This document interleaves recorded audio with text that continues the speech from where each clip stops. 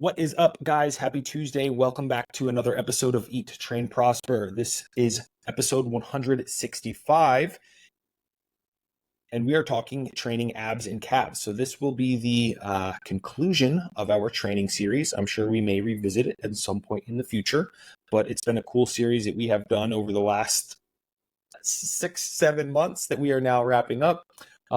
But as always, before we get into the meat and potatoes of today's episode, Brian, what's the latest? Another day where I have a bunch of updates and it looks like you have one update. So I will try not to waste everyone's time here. So I went to South Carolina this past weekend to visit my brother. Haven't seen him in a year. I took Bryson there, my older son, last summer to visit and meet his cousin. She's now almost 7. And this year I decided to bring Vivi, which is my younger daughter. She's 4.5. And so she got to meet her cousin. And it was amazing. It was just super cool to see them get to play together. They're the only cousins that exist. Like, our family is not a huge family with a bunch of, kids to play with, an extended family, which is kind of a bummer. I grew up in a family where there was like 25 or 30 of us in the DC area, and we would always get together for holidays. And I knew all my cousins, and there were tons of them. And literally my kids have one cousin. So not quite as much of a family vibe, but it was great for them to see each other. They were amazing together. They just vibed super hard. And then as it relates to fitness, which is, the purpose of this podcast and stuff, it was another weekend where I had 5 days where I only got to work out twice. And these weren't even like the typical type workouts that I would usually do when I'm home. These were very truncated workouts that I just was trying to fit in. So we left on Friday. And so I had Friday, Saturday, Sunday, and Monday, which was our travel day back, where I didn't have my normal routine 4 days. And during that time, I did one resistance workout. I went to a park when we were at the beach at the lake, and I did 7 rounds of 7 pull-ups and 7 dips. Boom, 49 reps of each. Took me 16 minutes. That was the only resistance training I did the whole time. And then the next day, my brother and I went for a run, did about 2.5 miles, like super low key at zone 2, and then found this hill by his house, and we did 7 hill sprints. So that was like a 35 or 40 minute cardio workout. So I literally worked out for less than an hour total over 4 days, which had me itching kind of, honestly, because my normal workout structure, as we've discussed on one of the Q&As, someone asked about exercise addiction. And I was like, yeah, I pretty much move 2 to 3 hours a day when you include walks and all the fitness that I do. So this was definitely different. But as I've been discussing all summer, these long weekends of not working out that much have produced some stellar performances upon my return. And so yesterday I went for a bike ride, still on my mountain bike, as my gravel bike is still completely collapsed from when I got my concussion. Hoping to get that back in a couple weeks. Went on my mountain bike and went an hour and a half and set like the highest speed that I've done on this course with like a super low heart rate, blah, blah, blah, all that good stuff. Really just continuing to validate the importance of recovery and how that can really manifest performance, at least acutely, in one session. I'm not of the belief or mindset that, hey, just take tons of time off every week because you'll come back stronger. I do think you have to accumulate fatigue and then have that manifest in improved adaptations, which we also see in strength training as well. On the strength training front, somehow I've managed to maintain my body weight this entire bike season at just under 200 pounds. Like, it literally has actually gone up. When I started bike season, I was 194, 195. I'm 199 right now. And somehow my body weight has not plummeted like it did in prior years. And in fact has increased, and my performance has increased along with it. So, my bike performance obviously has been insane, like way better than last year. And my weightlifting has continued to improve. I've been literally setting PRs on some of my lower body based movements week to week. And I can only attribute that to the fact that body weight has remained stable or increasing. And I think it really just has shifted my perspective on what optimal is when it comes to hybrid training. So maybe I'll have some further thoughts on this, and we can do an episode on, hybrid training again, kind of revisit this, as I think our last official episode where we discussed cardio was like zone 2 and zone 5 training, like maybe 50 episodes ago or something like that. And then we had an episode with Mike T. Nelson where we discussed a bunch of that stuff too. But maybe worth revisiting at some point, as I'm now like, multiple years into this hybrid training approach and kind of have some shifted thoughts on it. So anyway, that was my weekend. Current state of things. Kids are starting school this week. Bryson starts today, which is Wednesday. Viv starts tomorrow. I cannot wait to have kids back at school. This is literally the parents' nightmare is summer. And I think we've touched on this, but it's so funny how as a kid, you look forward to summer and you want summer all the time. And it's this freedom and this playing outside and being with your friends and late nights and all this stuff. And parents are just like, it's hell. Like, get the kids back to school. So it has been interesting, but definitely ready to get back into structure and routine. So that is my life, Mr. Straker. What is going on with you? I have some thoughts on the summer thing. I think the world has changed a lot too with summer, or just in general. Like, I remember in summer, even being quite young, like second grade-ish, so that's 8 years old. I would just disappear for the day with my friends, and we would just go ride our bikes through the neighborhood into these woods on the far side of the neighborhood. And I would leave at 9 a.m. and come home at 4 or something like that. And that was just normal. Me and my friends would just disappear for the day. But I don't think that happens anymore. And I think that's why it's so much more stress on the parents. I would just go I would literally go fucking disappear for 8 hours with my friends in the middle of the day. But I don't think that happens anymore. Kind of an interesting question there, but do you have any recollection of what you did for food or sustenance during those times where you would just disappear? I think maybe we would ride back to someone's house and eat something, and then go back out again. Didn't eat. Just didn't eat anything. Yeah. So I agree. That's certainly different. I don't know that I was doing that at 8, maybe 10, 11. I would be doing that. I think part of the stress right now, at least, is that the kids are in summer camps and stuff. And so where one of them goes isn't necessarily where the other one goes proximity wise. And this has been the biggest stress for Kim and I, is that during the school year, it's one of us does drop off and one of us does pickup. But when they're at camps on completely opposite sides of town, it's one of us has to do drop off one side of town and one of us has to do drop off on the other side of town. And then we both have to do pickup as well.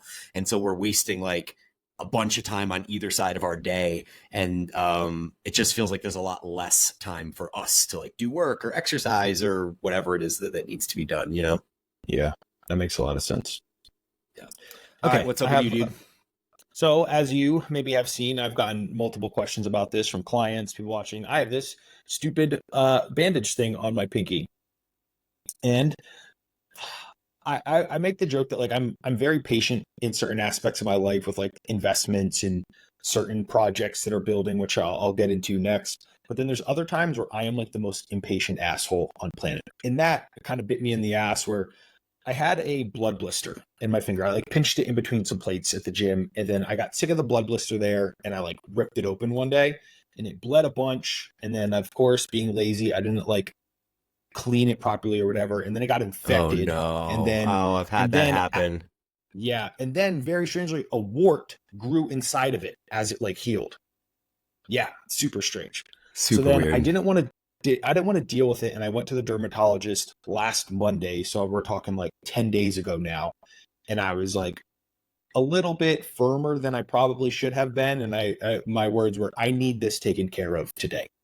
And I was I'm not coming back here, because she was giving me options. She's oh, we can do the freeze spray, but it might not go all the way down, and then you have to come back, and it was a 45-minute ride. I'm I'm not coming back. Take it out today, whatever you need to do. So some things kind of maybe got lost in translation, and she was okay, yeah, I'll take it out. I mean, she cut a gaping hole into my hand, into my finger. Yikes. So now I have a wound there that has to stay covered, because it's a dime-sized hole that's probably 3 or 4 dimes deep. She dug out a section of my finger. And now I have to manage this for probably a month on the back end of it. So I have to keep it covered 24/7, or it will get gnarly infected, and I'll probably lose my finger. And that's why I have this stupid thing on that I have to, well, Jenny changes it. I can't do it myself, but I mean, I'm so mad at myself for just being impatient and pretty much demanding to cut it out. huge bummer. I mean, I think ultimately you made the right move long term, because those warts do tend to come back. Like I remember I used to have a couple of those back in teenage years for whatever reason. And we tried the freezing thing and it never worked. It never actually worked. It was like, I don't know, like the wart formed from like stress, improper diet, sleep, a number of different stresses across life that I guess I had as a teenager. And yeah, so I don't know. It was really like the freezing didn't work. One of them got cut out, and then like one or two other ones just kind of went away once I think lifestyle got cleaned up. So warts are just a weird thing. I don't really know too much about them, but I did have a situation like yours where I tend to pick at things too. I think it's been passed down generationally. Like my mom said, my grandma used to do it too all the time, and it would drive her crazy. But anytime I have anything, I need to pick at it. So in college, I went running. I got a blister on my foot.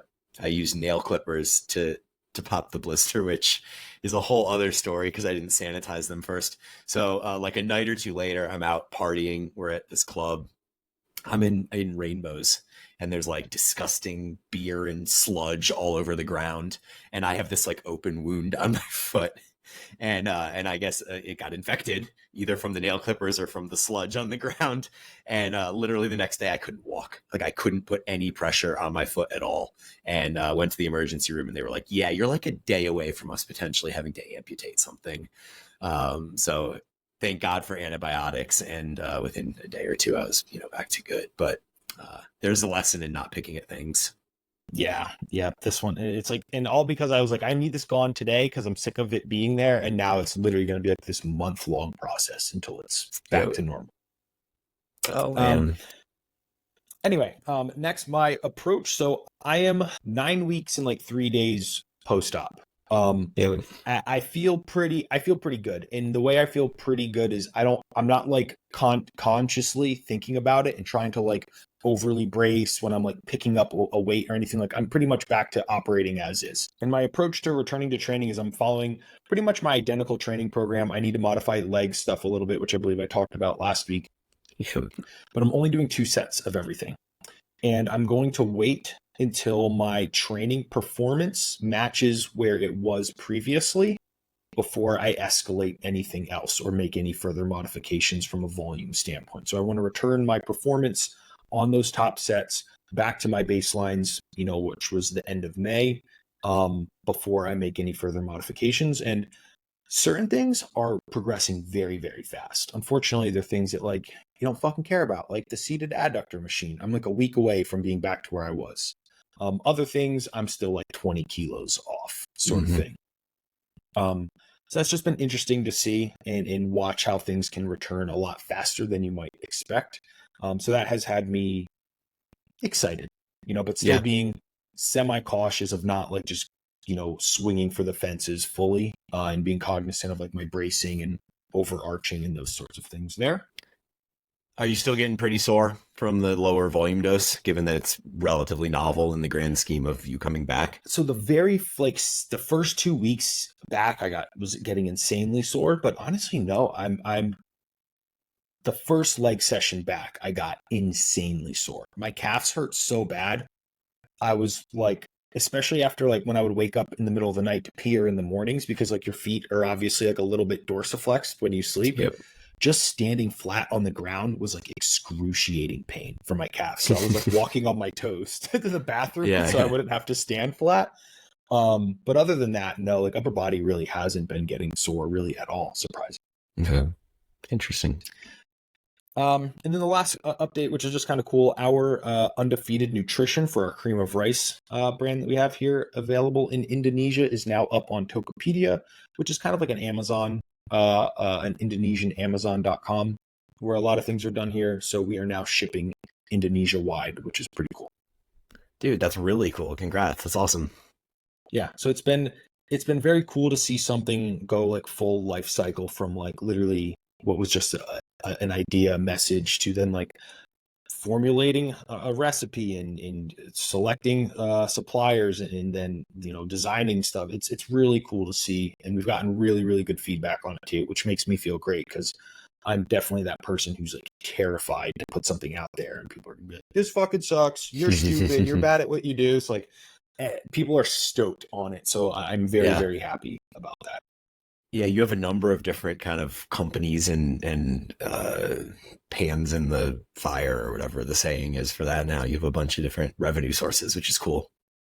Yeah, but I mean, in full transparency, everything my coaching is my bread and butter still, right? That's how I save Yeah. money. Everything else has gotten rolled into the next project. So like Yeah. every dime that I made off of the online coaching upgrade went into Undefeated Gym. Like every dime that we've made from anything we've sold has gone to buying the next big production. Like I've literally not pulled a dime out of anything. That's the way it's Yeah, done, man. That's how to do it. yeah, yeah. And that's where like Yeah. I'm fortunate with the other, with like coaching and stuff like that. Like I don't rely on any of this yet, and it's fun getting to build cool things. This is the Yeah, part of absolutely. it There. Yep. Cool. That's it for me. Is that it? My last thing to say here, we always forget to promote our own stuff. Paragon has new cycles starting on August 26th. So when this comes out, that should be a perfect time to get going. It's a 12-week hypertrophy cycle. And I just wrote a really dope blog talking about why hypertrophy is the best and kind of all the different aspects that go into programming the hypertrophy cycle for me. So you can check out that blog on the website, and then the new cycles start on the 26th. Yes, sir. Question for you about the new hypertrophy cycles. Is there any kind of like twist or anything that you built into these ones? I know you're not just like with like your creative side of things, you're not just like pumping out a generic hypertrophy cycle. So is there any like wrinkle in this one? Well, we have we're using low bar good mornings as one of the repeating movements for hip hinging, which we haven't done in years. It's always like an RDL, and we've had a number of requests to kind of try some good mornings. So that's cool. For the full gym program, you can use a Smith machine, which I really prefer for good mornings as well. And then I've really kind of doubled down. One of the things we were talking about before we got on air just now was the current state of the evidence-based space. And so we want to do an episode about this and kind of discuss some of these hot topics that are currently going on in the space right now. But one of them is rest periods. And I think that now when you look at the research as a whole, you can pretty confidently see that straight sets with long rest periods are super effective, which we already knew. But then you're also seeing that using things like rest pause sets and drop sets and things like that can be super effective with an increased set volume. And so I'm using a lot of that in this cycle, where the compound movements that are really fatiguing are just done with 2 to 3 minutes of rest, straight sets, get the most bang for your buck from them. But smaller movements like single joint movements, especially short overload stuff, we're using a lot of short rest sequences just as a way to get more in less time. And I think that that's I wouldn't call it a unique aspect of the programming because there's other people doing it. But it's something that I've been using a lot in my training, a lot with my clients one-on-one, and something that I'm doubling down on in this cycle to really kind of get the most bang for your buck there.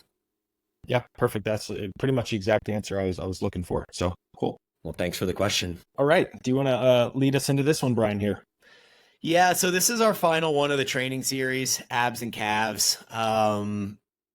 I honestly don't have like a ton to say on this topic, so I think it's going to be our shortest one, which is great. So the idea here will be to talk about the different movements and planes of movement that we would work through, and then kind of discuss frequency, volume, and intensity for like how we would go about maybe programming them into our own training here. So I think starting with abs makes sense. There are essentially 4 planes of movement here that we're going to discuss for abs that are relevant for how you would want to train your abs if you were going to train them through their full range of movement here. And so the most obvious one is flexion.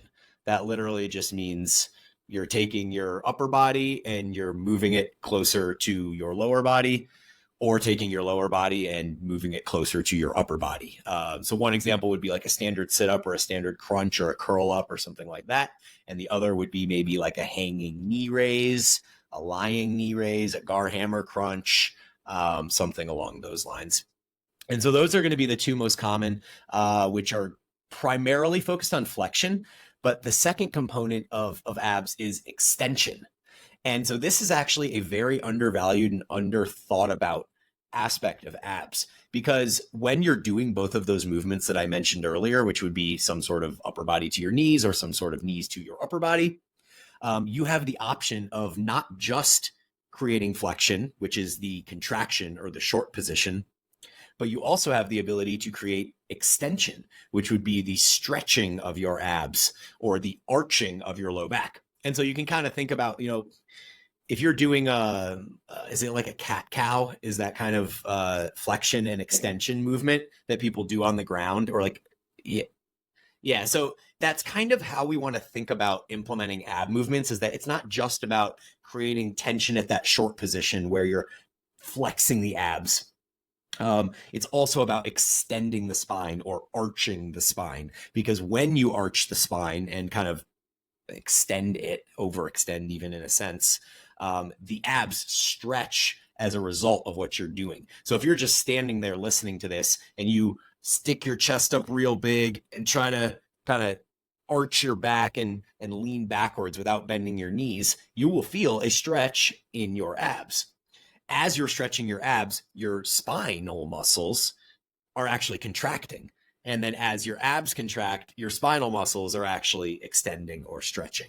So these two sections of the body in your midline, your spine and your rectus abdominis, they're just universally linked. When one is stretched, the other is extended, etc. Similarly to what we see with biceps and triceps or hamstrings and quads. Same kind of idea. So as you're initially getting into training your abs, I think focusing on flexion and extension and making sure you're attacking both portions of that range of motion are super important. Before I move on to the other planes, anything to add to that, or questions or whatever? Let me know. How you explained it is precisely how I explain it to clients. I'll typically use like the bicep example, right? Because when I program abs for clients, and I talk about, I want you moving through flexion and extension.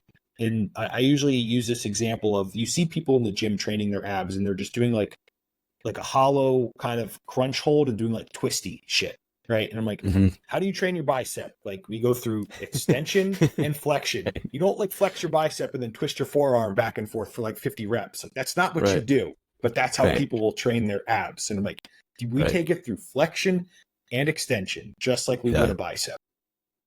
The abs are interesting because you could be holding one portion of the abs isometrically, like you're talking about, like doing something where you're like sitting there twisting. So in my mind, when you say that, I think of a Russian dumbbell twist, where in this movement you would essentially prop your torso up, keep your feet off the ground, and you'd have a dumbbell or med ball in your hand, and you would kind of twist side to side with that. So in that movement, what you're doing is your rectus abdominis are mostly going to be held isometrically, like static. They're not actually doing flexion or extension. But what we are doing in that movement is one of our other planes. So the other two planes of movement that go into training abs are lateral flexion and trunk rotation. And so lateral flexion would literally be like, okay, let's back up a second. One of the movements that we can use for flexion and extension is the cable crunch. This is actually what I should have mentioned in the beginning when I said a curl up or a sit up or something like that. Like a cable crunch is probably the best example of this, because in a cable crunch, what we do is we will extend the spine at the top. So at the very top of the movement, we'll try to stretch those abs. And then as we move forward in the cable crunch, we'll be kind of curling ourselves forward into flexion as the abs contract. So when we're doing lateral flexion, you could use a cable crunch again as a great example of this. So as you have that cable up on your head and you're about to go into your crunch, instead of crunching forward, you would set yourself up in a manner where you can crunch to the side. So you would set up the resistance so that instead of the resistance coming straight forward, sagittally plane from your body, you would set it up coming from the side. So it's kind of coming from the opposite side that you want to bend over to. And that would be lateral flexion. So we can do lateral flexion with a cable, like I just mentioned. You could do it with a dumbbell, like the old, strongman exercise of taking like 100-pound dumbbell and then just kind of bending to the side and coming back up and bending to the side and coming back up. Jump in. But we want one dumbbell, not a dumbbell in each hand. Right. Which exactly. I still see people doing all the time, where they're just holding a dumbbell in each hand, just letting the dumbbell pull them side to side. Exactly. Yeah. So one dumbbell, but lateral flexion would be another component of training abs. And then the fourth component is trunk rotation. And so this brings us full circle back to that discussion of the dumbbell Russian twist or med ball Russian twist, because at this point now you can better understand where that movement fits into the spectrum of training abs. Is like, yes, it's not training your rectus abdominis through flexion and extension, but we are training the rotation of the trunk, which will include the obliques, the serratus, like some of these other muscles that run along kind of the sides of the abs. And you do get the isometric aspect of the rectus abdominis holding that position statically as well. So those are kind of the 4 different regions or ways in which we would train abs. And then I feel like, do we want to attack kind of frequency, sets, reps, volume, all that good stuff there, and then we can kind of move on to calves?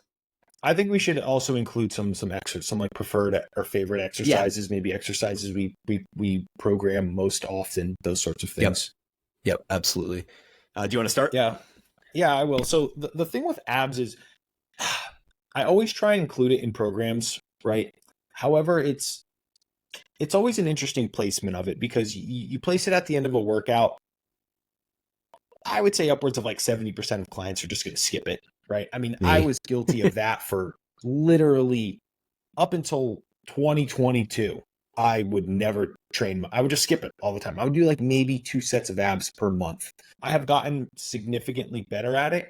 I'm still not convinced it really does much from a hypertrophy standpoint, but I do feel they're more capable now. I do think there's an important component of them, especially if you're someone who, like, you go to train abs and they cramp really badly. Like that would happen to me numerous times. Yeah. I have clients that happens to. Pretty much means like they're very poorly conditioned. So that's kind of a pretty decent proxy for like it would be very worthwhile incorporating some specific direct work just to build up a simple layer of proficiency in them. I rarely program them more than twice per week, and it's typically only one exercise per session, because again, it's opportunity cost on the time of the training session, and most people are going to have desires that are greater than potentially the slight hypertrophy we may be able to achieve from training them. Yeah, totally agree with all of that. I want to touch on 2 things that you said, or actually one, and then address kind of the way I program it. What you mentioned, like, the benefit of doing them might be like overblown or overstated or whatever. How much do you think that genetics plays into this? Because like you and I both have pretty good abs genetically. Like we never really had to train them. Or could it be that maybe we trained them so much when we were younger and through CrossFit that now we have so much development that we're able to maintain the muscle mass that's there without directly training them as much as maybe we would need to? So how do we parse out genetics versus training history and the importance of training abs in that whole spectrum? Yeah, I would say that the genetics are probably have to do with, I mean, my understanding, or not necessarily understanding, approach would be, if you have abs at like a very high body fat percentage, all relative, right? You're not going to have abs at 20% body fat.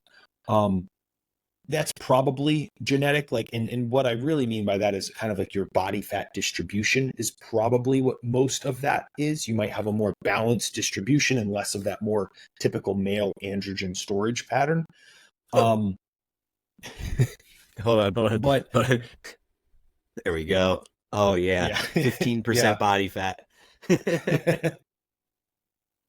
But I do think there is a usage component to it that I'm actually kind of on the other side of right now. I've just come off of this like kind of 8-week period of like really purposefully trying not to train them, and now like I really don't have ab development, and I'm very lean again. Like I'm not pinching much, but I'm like, there's no fucking abs there, So I do think there is a component to actually like using them, but that it can be from different training, right? Like I have like a very long time repeating client, Ryan Rubio, very strong powerlifting background. Dude is like stacked his abs from all of that powerlifting, right? Just the sheer amount of like circumferential bracing in load that goes through that midsection from all those like years of powerlifting and stuff. Those are like your go, ab muscles.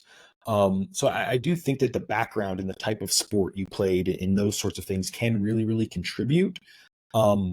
There's no one that I could think of off the top of my head. I'm not saying there's no one, but just no one that I can really think of from just had like really, really great developed abs, except maybe Jared Feather. That's one that I can think of where he talked about he trained them a lot when he was first getting started. And now even at like pretty higher body fats and stuff, like he has very good and well developed midsection. He says he doesn't train it pretty much at all anymore. Yeah. And those guys don't even really do a ton of like midline braced exercises anymore at RP. They're pretty much all back supported squat stuff. So you don't see a lot of like even abs being used auxiliary at that point in their training. Okay. So as we kind of get into the way that I like to program abs, very much like Aaron, I also like twice a week for clients or for my general programs. I usually do put them at the end. And the reason I do that is because I feel like if someone is going to skip anything, I would prefer them to skip the abs than to skip the leg extensions or the leg curls or something along those lines. I do provide the kind of advice in the Facebook group or whatever that if people would like to move the ab work onto a rest day or another day, like that is totally fine. There's no benefit in doing the ab work on leg day, which seems to be like the common place that most people program abs. I know back in the day for me, when I was following a bro split, we're talking like 15 years ago, 20 years ago, I would often just put abs on whatever upper body day felt the easiest. So oftentimes I'd have like a chest day and I'd be like, oh, I love chest day. It's so easy. Like I do 9 sets and I'm done and I can be out of there. Well, I'll just put 3 sets of abs at the end. And now that day turns from 40 minutes into 50 minutes and it's all good. So I think that, where you place abs doesn't so much matter. So twice a week is great. Once a week, totally fine as well. 4 days a week, also fine. Like if you're somebody that like I've had clients as well who they don't even want structured training for abs in their program. They're just like, 4 or 5 days a week while I'm watching TV, I'll just do some leg lifts and some crunches in the living room for 5 minutes or something along those lines. And I'm like, yep, that's totally fine too. So I think that with abs, because they get skipped all the time and people still do fine, aesthetically, any abs you do are better than no abs. So I think that's like the first thing to think about in most cases.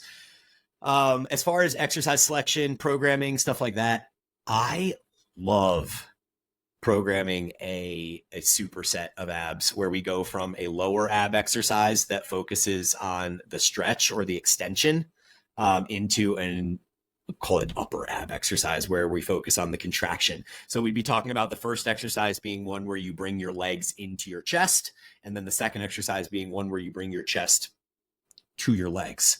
And so one of my favorite combos there is to go from a hanging leg / knee raise, where we're really focusing on extending at the bottom, into a cable crunch or a curl up. And a curl up is just like a crunch or a sit up, except instead of actually focusing on the crunch or the sit up, you're only focusing on extending and flexing the spine. So literally you're trying to like stretch your spine and stretch and contract your spine, which then stretch and contracts the abs in reverse, as we discussed earlier.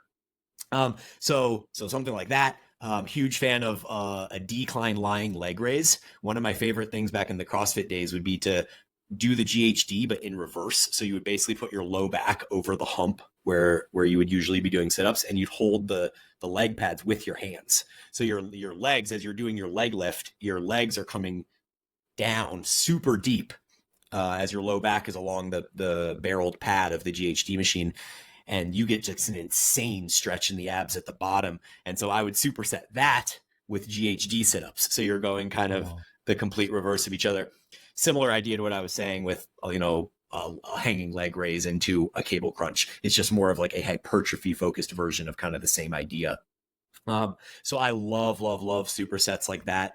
Usually at least once a week in my programming, I'll have one of those supersets for the ab day. And then the other day, we'll usually have some sort of one of the other two parts of the abs. So either trunk flexion, lateral flexion, so to the side, or trunk rotation, like kind of that Russian twist or landmine. I don't want to call them wood chops. They're like halos or something like that. Landmine halos, where it kind of comes up and around and over. I kind of like those. I like using the landmine in a lot of cases anyways. Like you can kind of do, you can get a little bit of trunk rotation, but also rectus abdominis by using a landmine or a dumbbell and kind of doing a cross sit up. So, you would hold your landmine or your dumbbell in one hand, have your feet anchored, and you would kind of punch across your body as you're sitting up. So I like doing those occasionally. But definitely my bread and butter, like the main movements that I use are going to be cable crunches. I prefer to do them seated because I feel like too much hip involvement occurs when people do them kneeling. So I love doing them personally seated, and I like having clients do them seated. One of the easiest ways to do this is to sit in a lat pull down machine, the one with the knee pads or the thigh pads, and sit in it in reverse. So your back is leaning up against the thigh pads, and then pull the pull down machine over your head and do your crunches that way. Love, love, love that variation. Aaron's nodding along like he does as well, which is cool.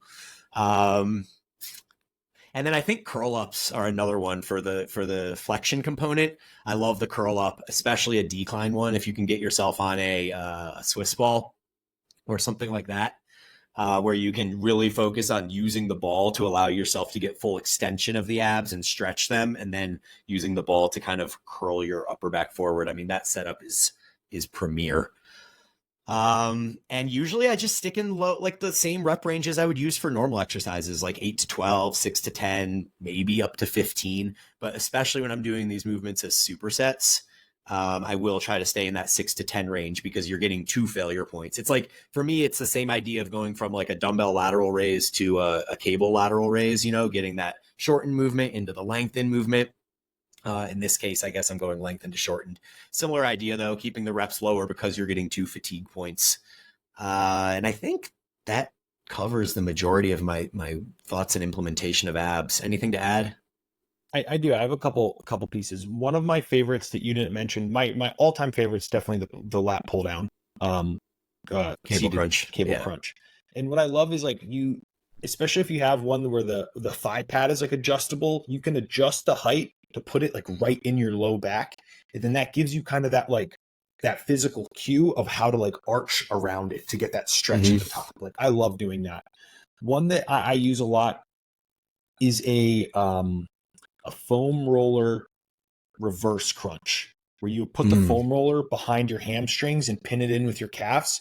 And then that keeps your hips, your degree of hip flexion fixed. So then you're actually articulating like at the abs, really. Because I found oftentimes when I would program like the lying leg raises, people just swing their legs to get the reps up, and I'll program it in like 8 to 15. They're like, oh, I'm getting 30 reps easy, and I'm like, show me a video, and it's just dog shit performance, and I'm like, no. So by removing that hip flexion standpoint, like you only have one really movement pattern to articulate, and that's rotating into what would be posterior pelvic tilt, and then that puts all the tension in the abs. So I really like using that one. And that's another one where, I mean, you can maybe get like 15 reps on the first set, and then they drop off like pretty significantly after that. I also really love the Swiss ball crunch, and that's another one I find that people bastardize, and they like make it really easy so they can just like, rep out 40 reps. And I'm like, no, you need to lay all the way back over that.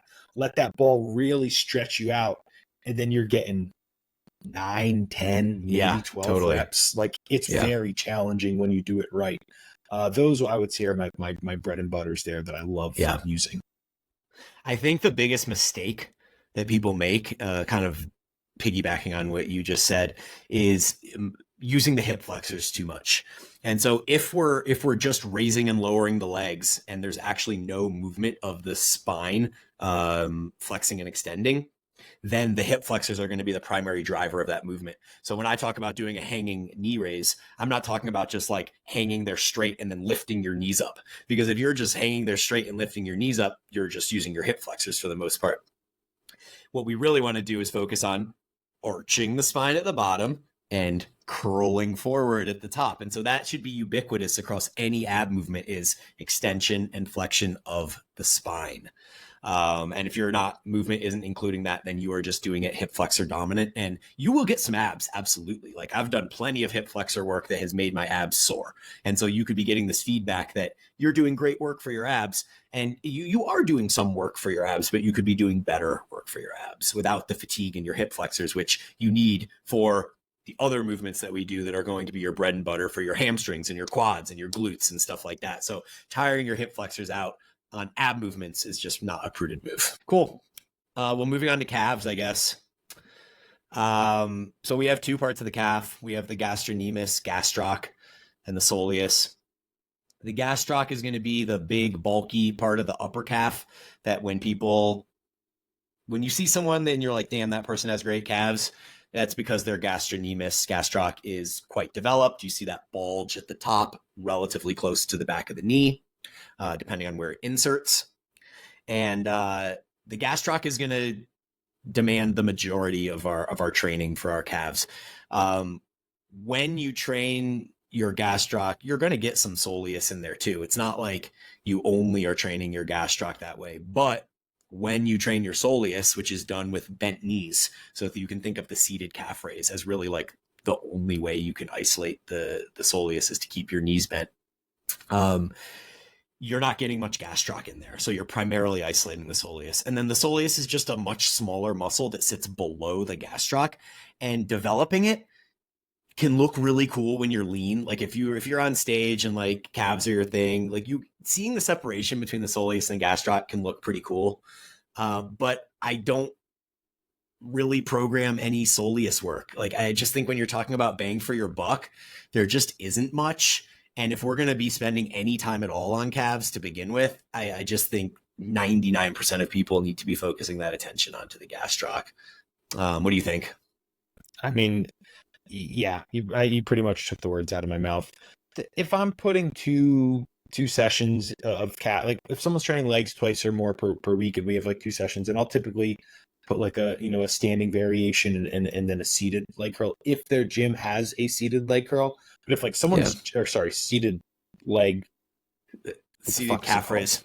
Seated calf raise, yes, thank you. But I'm not gonna, if someone doesn't have it, I'm not gonna have them rig it up some other way, because it's just not worth the time and effort. We would just do another variation of a standing calf raise, or the same exact variation, and just work a different rep range, really. Yeah. Studies are kind of showing the same thing too. Like I'm not just stating that, you should do this. Like the studies are mostly validating the same. And then I think one other component of the calves that has been very prevalent across the research in the last few years even has been how much they respond to the lengthened position, stretch-mediated hypertrophy. I mean, the whole spectrum of different things you can do to stretch the calf, from, I guess it would be stretch-mediated hypertrophy officially, because if you're stretching your calf like Eric Helms did. So this dude, Eric Helms, literally got a boot off of Amazon that you can crank and tighten, and he would sit his foot in this boot for an hour, 6 days a week. Jeez. And just stretch his calf at what he considered to be an 8 out of 10 level of pain. So we're talking like 6 hours a week of stretching his calf at an 8 out of 10 level of pain just to see if it would grow. And big surprise, it freaking grew. Like it really grew. And he did that after a study that showed the same thing in a cohort of research subjects where they were stretching their calf in the similar boot for similar amounts of time each day. And in that study, they grew 15% growth in the calves from the group that was stretching in the boot to the group that wasn't stretching. And we're not even talking about dynamic movement where you're doing calf raises. We're just talking about sitting in a boot, stretching your calf for an hour, 6 days a week, produced 15% growth. I mean, that is insane growth. That's the kind of growth that you actually notice, like visually. You don't need an ultrasound to detect that, or an MRI or whatever. So the calves respond really well to stretch-mediated hypertrophy. Then we have another study, and we've kind of broken down why we don't love this study in the past, but there was a new study out on calves where they compared a group doing calf raises on a leg press, which is my favorite version of calf raise for anyone that cares. We'll get into that. But calf raise on a leg press where your heels are hanging off the bottom and you kind of put your toes on the bottom of the leg press platform. And they found that doing full range of motion calf raises to failure or doing full range of motion calf raises to failure plus partial reps until you couldn't do 50% of the rep anymore produced much better growth in that case. Now, our problem with that study is that they were doing more volume just by doing the partials at the end. So what they really should have done in that study is had like a third group that did the full range of motion reps and then maybe did top range of motion partials or did a drop set or a rest pause set or did something to kind of match a volume to the group that was doing failure plus partials.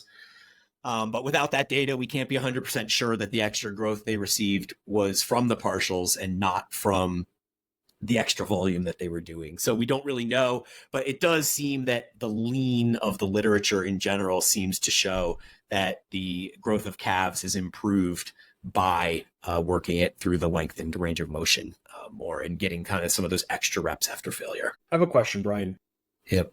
I know there was a recent calf study, let's call it this year. I thought it was the one you were speaking about, but I remember seeing there was one that had a third group that pretty much only did like, not necessarily like lengthened partials, but like lengthened back to like parallel or whatever.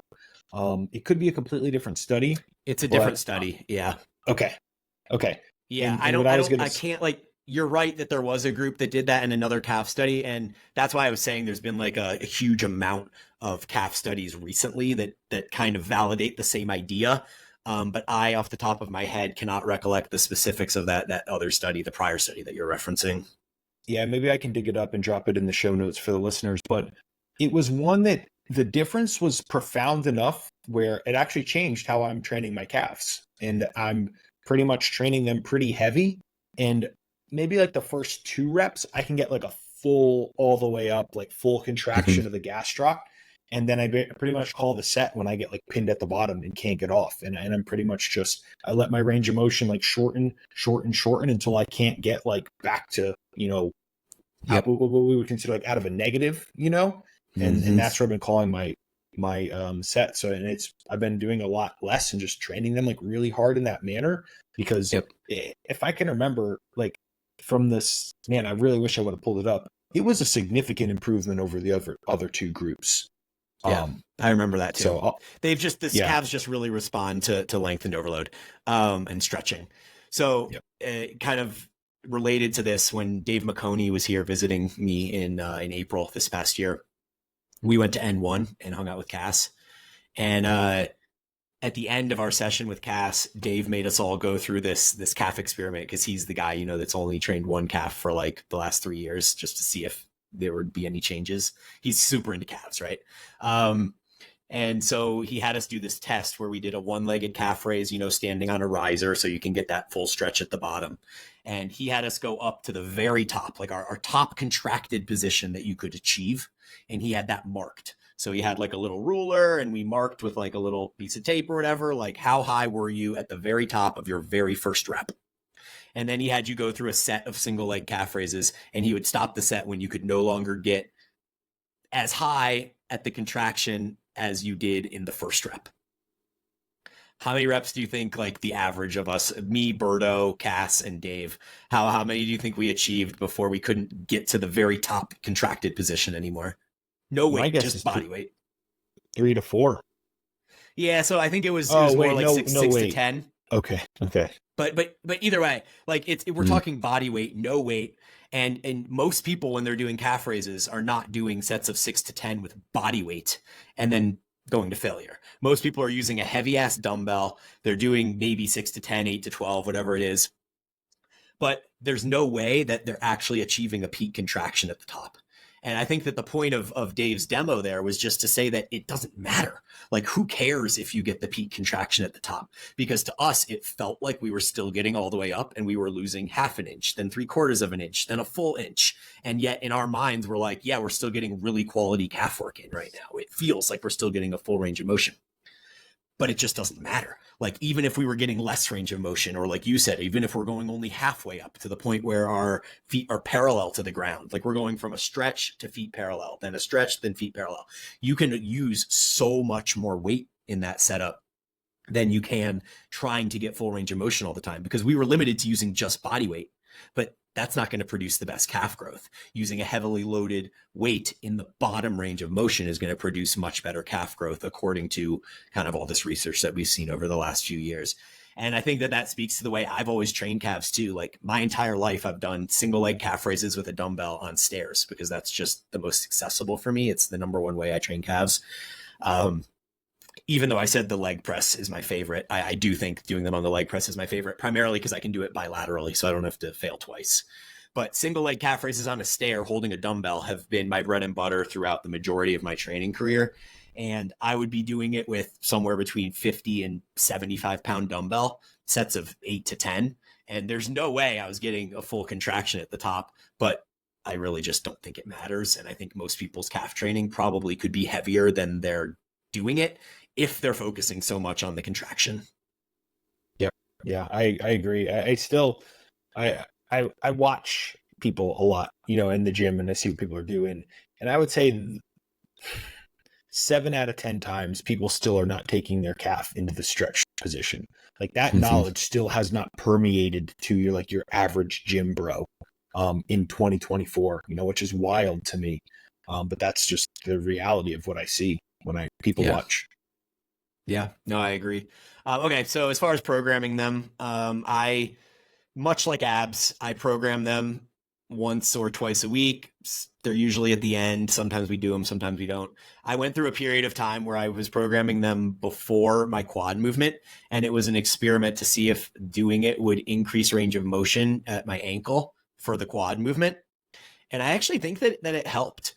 Like if I ever reached a point where I was going to try to compete in bodybuilding and actually really cared about full development of my calves, I think that's the way I would do it. I would do calves before my quad work because I don't think it has any negative impact on it. And that way it would force me to ensure that I'm actually getting it done.